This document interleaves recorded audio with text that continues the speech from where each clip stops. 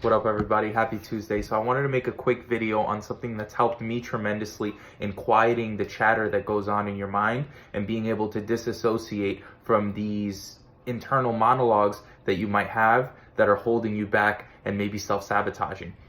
So one thing that has helped me tremendously, and I see a lot of other people doing, is giving names or giving character roles to these different voices that appear. So for example, one voice that appears constantly with me is the inner critic.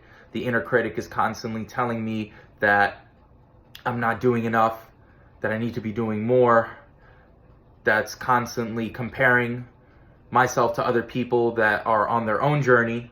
And if I'm not constantly telling myself that this is not me, because that voice in your head, who's hearing it? Who's listening to that voice? And that's who you truly are. So giving a name to your inner critic will really help you disassociate from that voice and understand that it's not really you. Another voice that constantly comes up, a different character, which I named, is the Chatterbox. So this is the mind, the aspect of the mind that's always going, that's constantly talking, always saying stuff, and just chatting.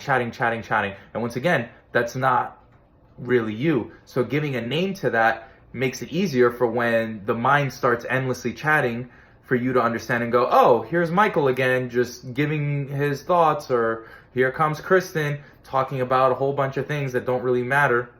Another voice that might come up is the Worrier. So the Worrier, not the warrior like we're going in a war, but the one who worries, the one who's constantly thinking, oh my God, what if this goes wrong? What if that goes wrong? What if this doesn't happen? Or what if it happens like this? And once again, this isn't really you. This is just a voice in your head that for so long we've thought that that's who we are. But when you give a name or you give a role to that voice, you are able to step back and not associate your identity with that voice, which can then allow you to look at things from a different perspective and understand this is just a part of me. This isn't completely who I am. And then another one that I usually have is the vindictive ego. And this one I've gotten really good at checking.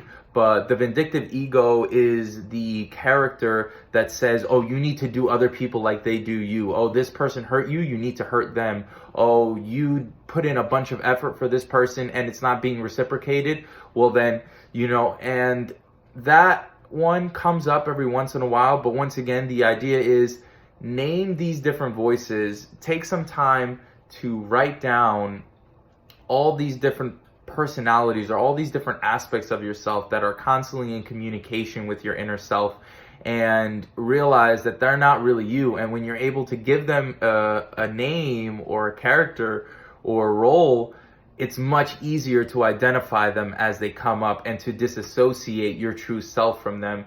And when you're able to do that, you're able to step into your power, because you hear the Worrier, right? You hear Jonathan come up, and it's like, oh, here's Jonathan worrying about everything, thinking nothing's going to go right. And you're able to go, okay, don't worry. Everything's going to be fine. And you're able to step back from that because you know that's not really you. That's just a part of you that always has that emotion. And when you can step back from it, you can then show up as your true authentic self. So just a quick video this time. I hope it helps as always. I love you guys. Let's get this growth. Another week. Let's go.